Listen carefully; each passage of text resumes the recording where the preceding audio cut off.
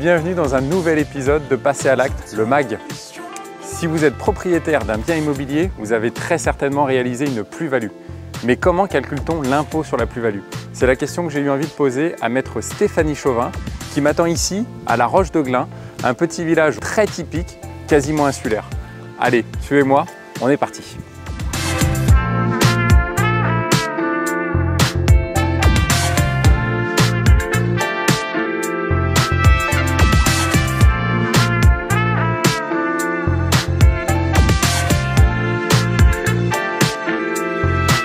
Salut Stéphanie. Bonjour Alexandre. Ça va? Très bien, et toi? Bah super, écoute, je suis content de revenir ici à La Roche-de-Glin. Et moi, ravie de t'accueillir à nouveau. C'est la deuxième fois que je viens ici.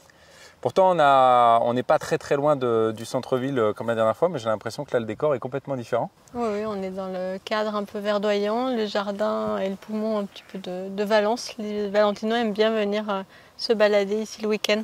Ah bah c'est vrai qu'ici, c'est quand même assez sympa, c'est bucolique. Bon, aujourd'hui, on va parler d'immobilier. Oui. Et surtout du calcul de l'impôt sur la plus-value. Oui. Alors moi, je suis pas très bon en maths, donc je compte sur toi pour m'aider. Hein. Oui, on va faire des calculs ensemble, pas de souci. Bon, nous deux, on devrait y arriver. Oui. Bon, allez, on est parti. On est parti.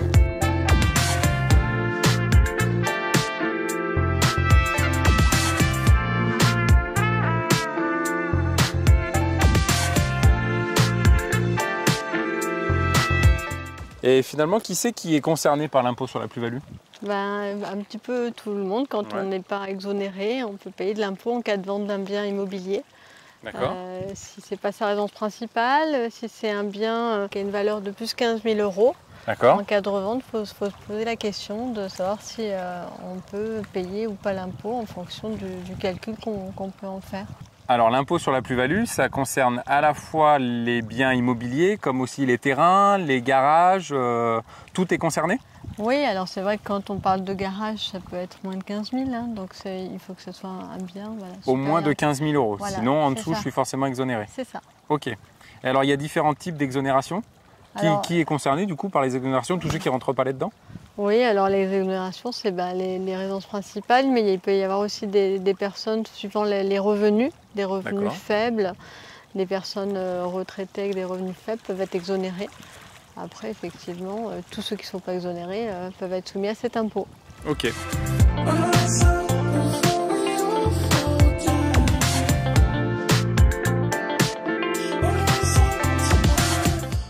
Le principal changement sur l'impôt sur la plus-value, c'est le temps qui est calculé finalement de plus-value, c'est ça? Oui, il y a un abattement qui s'applique à compter de la 6e année. D'accord. Donc plus on attend pour vendre un bien, plus on aura un abattement applicable et moins on paiera d'impôts, puisque la plus-value sera donc moins importante. Voilà. Alors puisqu'on parle du temps, parce qu'évidemment c'est une notion un peu centrale dans la plus-value, j'imagine que ce qui est essentiel c'est la valeur initiale de mon bien? Oui, exactement. Oui, il faut bien faire attention quand on évalue un bien, notamment dans le cadre des donations, des successions, d'évaluer à la juste valeur. On parle de valeur vénale pour éviter d'être d'une part rattrapé par l'administration fiscale si ce n'est pas la vraie valeur, et d'autre part par les plus-values en cas de revente dans les années qui suivent.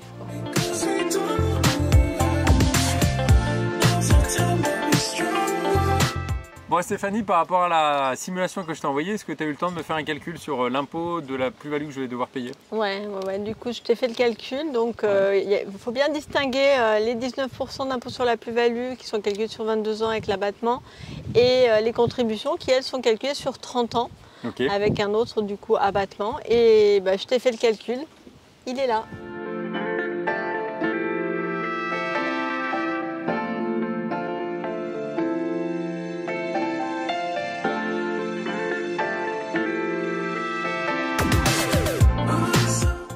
Allez, merci beaucoup Stéphanie. Merci à toi. Bon, j'ai compris que j'allais devoir payer 15 000 euros d'impôts. Oui, c'est surtout le notaire qui va les payer pour toi en les déduisant de ton prix de vente. Ah oui, donc moi je vais rien voir du tout finalement. Oui, tu vas y voir que du feu. Bon, super.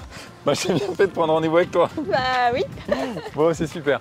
J'espère que toutes ces informations vous auront été utiles. Quant à nous, on se donne rendez-vous pour un prochain épisode. Et en attendant, vous avez déjà pas mal d'informations sur le site passeralacte.com. Allez, à très vite. Ciao.